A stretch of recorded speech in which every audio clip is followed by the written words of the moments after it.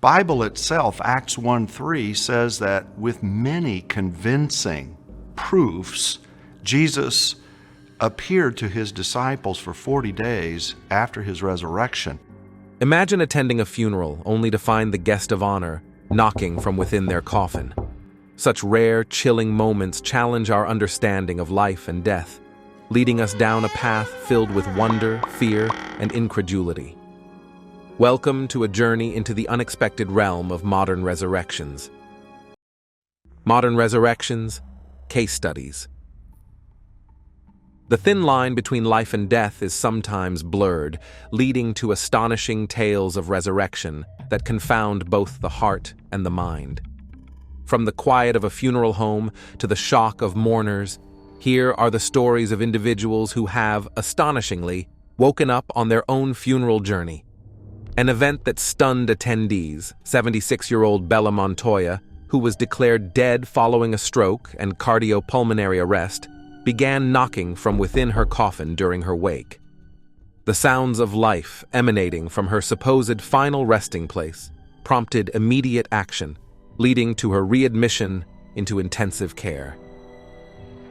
This incident not only sparked disbelief, but also a flurry of questions about the medical procedures that led to her premature declaration of death.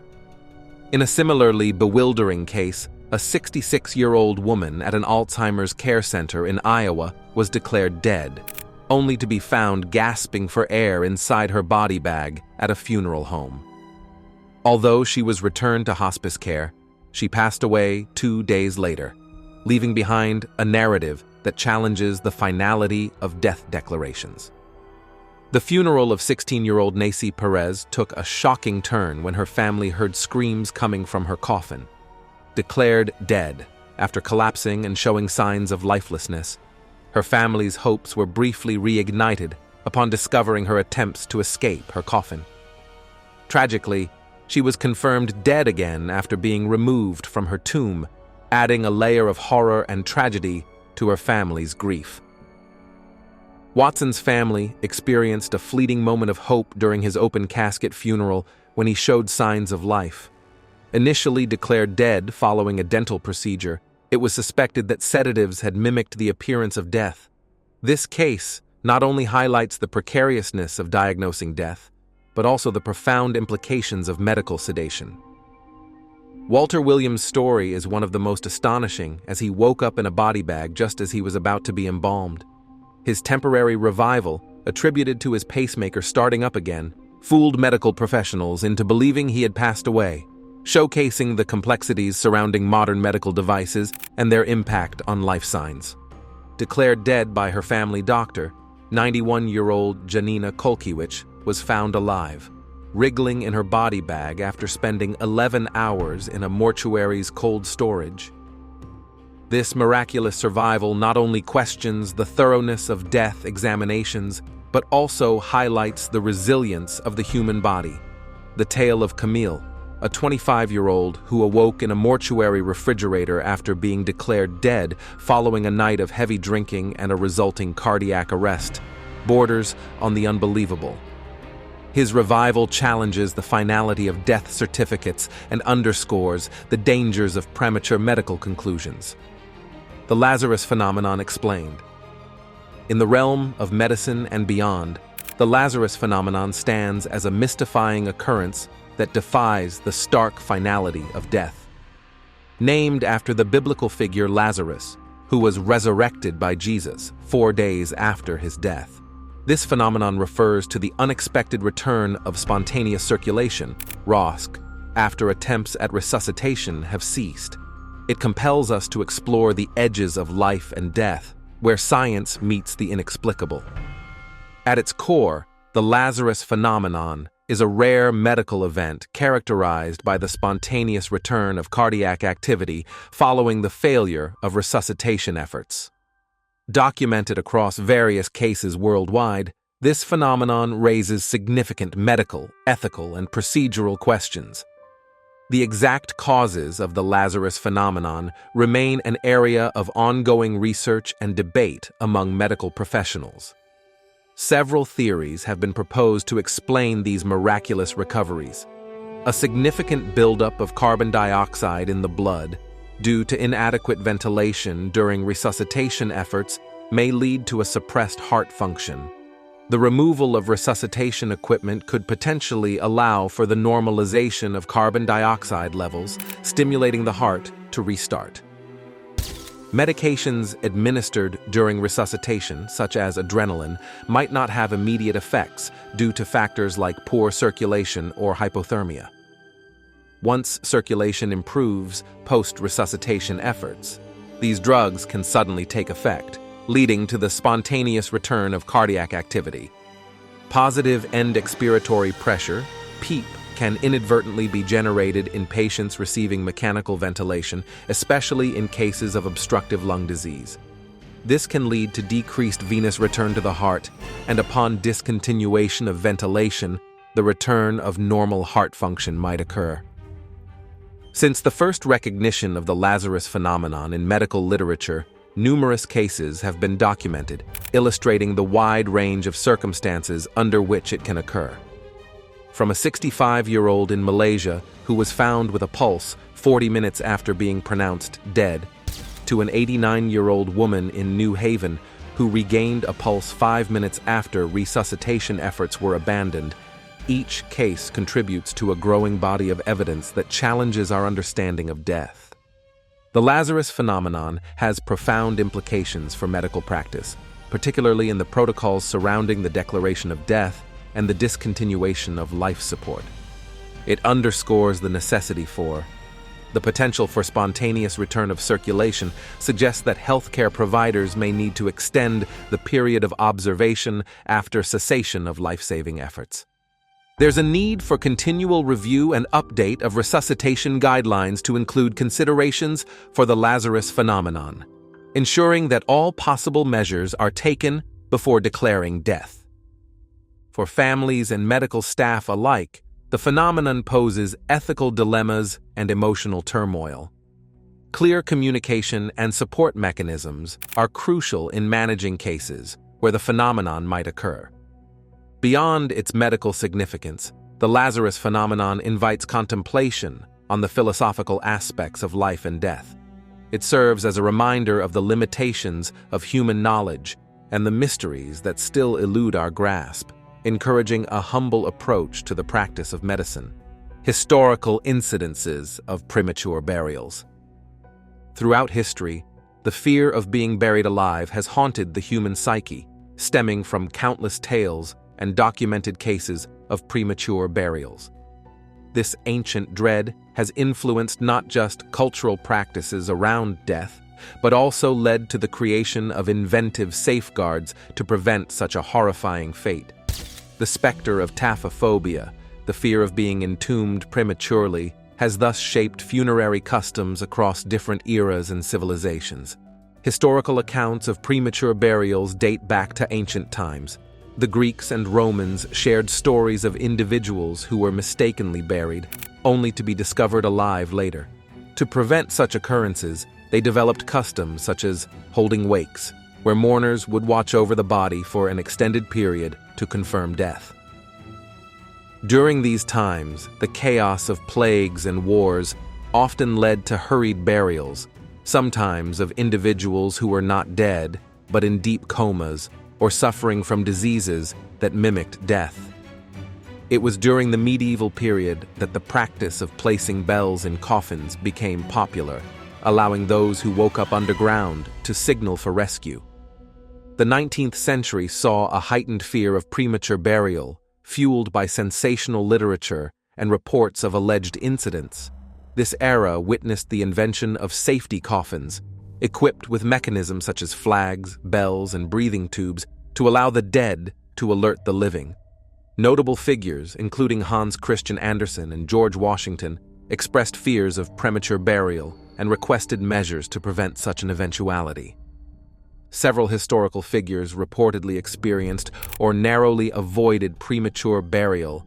Frédéric Chopin, the famous composer, famously requested that his heart be cut out to ensure he was truly dead before burial. Alfred Nobel was reportedly inspired to create the Nobel Prizes partly due to a premature obituary that condemned him as a merchant of death, leading him to reflect on his legacy and the certainty of death. The fear of being buried alive also permeated literature and popular culture. Edgar Allan Poe, a master of the macabre, explored this theme in several of his stories, such as The Premature Burial, reflecting societal anxieties and contributing to the public's fascination with the topic. The 18th and 19th centuries saw advancements in medical science that began to more accurately determine death, reducing the incidence of premature burials. The stethoscope, introduced by René Laennec in the early 19th century, became an essential tool in confirming death, marking a turning point in the fight against taphophobia. The cholera pandemics of the 19th century further exacerbated fears of premature burial. The rapid progression of the disease and the subsequent haste to bury victims to prevent its spread led to widespread panic and reports of individuals waking up in mass graves. The widespread fear of premature burial led to legal and social reforms. In the late 19th and early 20th centuries, waiting mortuaries were established in some parts of Europe, where bodies were kept under observation until decomposition confirmed death.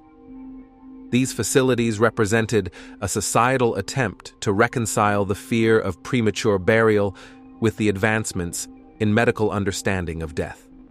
The historical incidences of premature burials and the measures taken to prevent them reflect deep-seated human fears about death and the afterlife. They underscore the importance of rituals and practices designed to honor the dead and ensure dignity in death. As medical science continues to evolve, the fear of being buried alive has diminished, yet it remains a haunting reminder of our ancestors' struggles with understanding and accepting death. Cultural beliefs and practices surrounding death and resurrection. Death and the afterlife are subjects that have fascinated and perplexed humanity across cultures and epochs, giving rise to a rich tapestry of beliefs and practices. These cultural constructs not only offer insights into the human condition, but also reflect the diverse ways in which societies understand and cope with the mysteries of death and the possibility of resurrection. The ancient Egyptians' beliefs in the afterlife are among the most elaborate and well-documented. They held that the Ka, or life force, left the body at death to enter the afterlife, necessitating preservation of the body through mummification. The Book of the Dead served as a guide for the deceased through the underworld, emphasizing the culture's belief in resurrection and eternal life.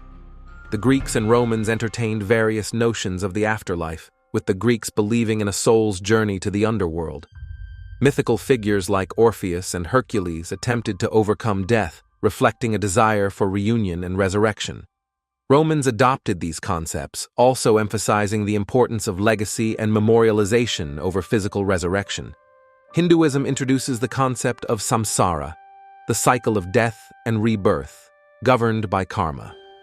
This belief system provides a framework for understanding death as a transition rather than an end, with the ultimate goal being moksha, or liberation from the cycle, highlighting a form of spiritual resurrection.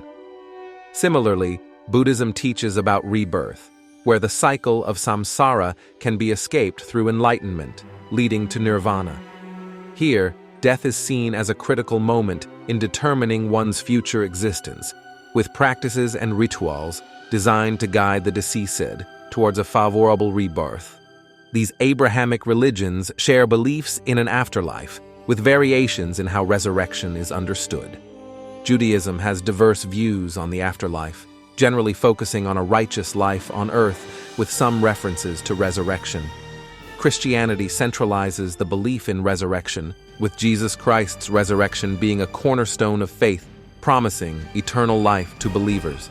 Islam teaches that the dead will be resurrected for Judgment Day, emphasizing accountability and the eternal nature of the soul.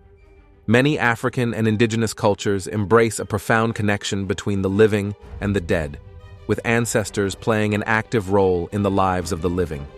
These societies often practice elaborate funeral rites to ensure the deceased are properly guided and supported in their journey to the afterlife or the spirit world, sometimes involving beliefs in physical or spiritual resurrection. In countries like China and Japan, ancestral worship and the veneration of the dead play crucial roles in cultural practices surrounding death. The concept of resurrection is less emphasized than the continuation of the family line and the presence of ancestors in the spiritual realm, guiding and protecting the living. In contemporary societies, views on death, resurrection, and the afterlife have become increasingly varied, influenced by scientific advancements, secular philosophies, and the blending of cultural beliefs. This diversity is reflected in funeral practices, ranging from traditional burials and cremations to modern alternatives like eco-friendly burials and digital memorials, underscoring personal beliefs and values. Across cultures, beliefs in the afterlife and resurrection have deeply influenced funeral practices. From the elaborate tombs of the Egyptians to the sky burials of Tibetan Buddhists, each practice is imbued with symbolism and meaning, aimed at honoring the deceased and ensuring their safe passage or favorable rebirth. These rituals not only provide comfort to the living, but also affirm cultural identities and the collective understanding of life's ultimate mysteries, medical misdiagnoses, and the criteria for death. The determination of death has evolved significantly with advancements in medical science, shifting from simple cessation of heartbeat and breathing to more complex neurological criteria. This evolution reflects our deepening understanding of human biology and the challenges inherent in diagnosing death accurately. Misdiagnoses of death, although rare, highlight the delicate balance between medical certainty and the limitations of current technology. Historically, death was declared based on straightforward, observable signs, the absence of a pulse, breathing, and responsiveness. However, these criteria proved unreliable in certain conditions, leading to premature declarations of death and, in some cases, premature burials. This fear spurred the development of waiting mortuaries in the 18th and 19th centuries, where bodies were observed until decomposition confirmed death. The advent of life support technologies in the 20th century necessitated a re-evaluation of death criteria. The concept of brain death emerged, defined as the irreversible loss of all functions of the brain, including the brainstem. This criterion allows for the declaration of death even when artificial means maintain other bodily functions, addressing scenarios where patients do not recover brain activity. Diagnosing death based on neurological criteria involves complex assessments, including electroencephalograms, EEG, and brain flow studies. Despite these technologies, the potential for misdiagnosis exists, particularly in cases of severe brain injury, drug intoxication, or hypothermia, where patients might exhibit minimal or no discernible brain activity temporarily. Misdiagnoses can occur due to a variety of factors, including inadequate application of diagnostic criteria, failure to recognize reversible conditions that mimic death, such as certain comas, and over-reliance on technology without comprehensive clinical evaluation. These errors, although rare, can have profound emotional, ethical, and legal implications, highlighting the need for rigorous adherence to diagnostic protocols. The precision in determining death has improved with advancements in medical imaging and monitoring technologies. Techniques like positron emission tomography, PET, scans, and magnetic resonance imaging, MRI, provide detailed insights into brain activity, helping to distinguish between recoverable states and irreversible damage. However, the availability and interpretation of these technologies also introduce complexities in making end-of-life decisions. The criteria for declaring death now include both cardiopulmonary and neurological standards. The cardiopulmonary criterion refers to the irreversible cessation of circulatory and respiratory functions, while the neurological criterion, or brain death, is recognized as legal death in most jurisdictions. worldwide. This dual approach accommodates various clinical scenarios, ensuring that death declarations are both accurate and ethically sound. The determination of death intersects with ethical and legal domains, especially concerning organ donation and end-of-life care. The accuracy of death diagnoses is crucial in these contexts, necessitating clear, universally accepted criteria and protocols. Ethical considerations also emerge in respecting cultural and personal beliefs about death, further complicating medical and legal practices. The challenges associated with diagnosing death underscore the importance of education for medical professionals in understanding and applying death criteria.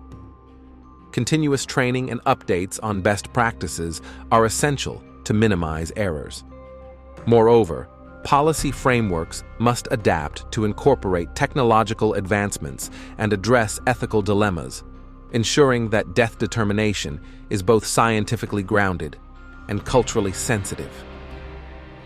As medical technology continues to advance, the criteria for death may undergo further refinements. Research into the mechanisms of consciousness and the potential for recovery from severe brain injuries could redefine our understanding of irreversible conditions.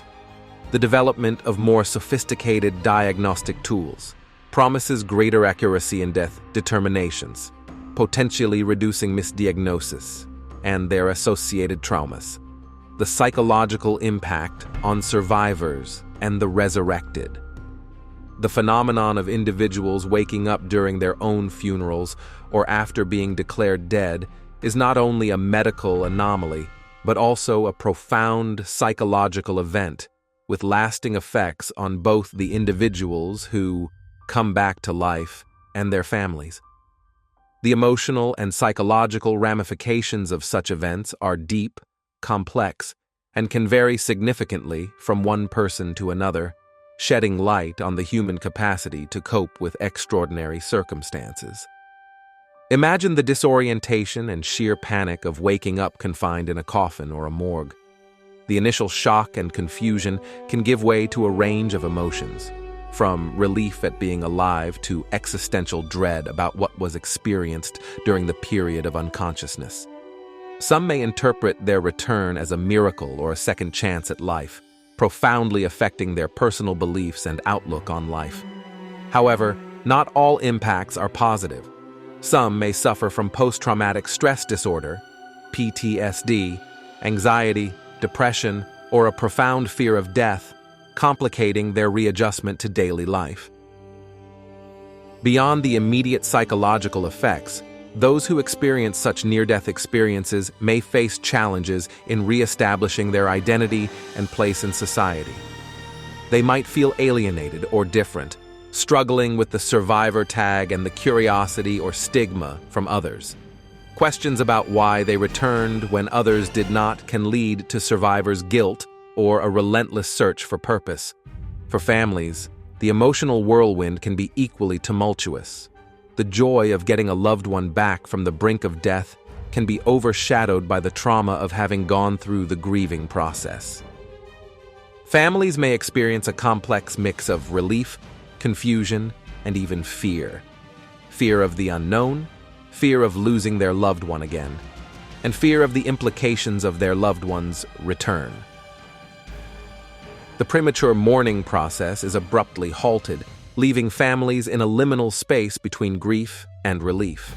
This can disrupt the natural process of grieving and closure, leading to unresolved emotions and potentially complicated grief. The experience may also alter family dynamics, as relationships are, reevaluated in the light of the extraordinary event, sometimes strengthening bonds, but also potentially creating distance due to the inability to process the event collectively. Recognizing and addressing the psychological impact on both the individual and their family is crucial. Professional psychological support can help navigate the complex emotions and facilitate a healthier adjustment period. Therapy can offer a space to explore feelings of disorientation, fear, and altered perceptions of life and death, encouraging individuals and families to articulate their experiences and emotions, promoting healing. Such events often propel individuals and their families into a profound exploration of existential questions and spiritual beliefs.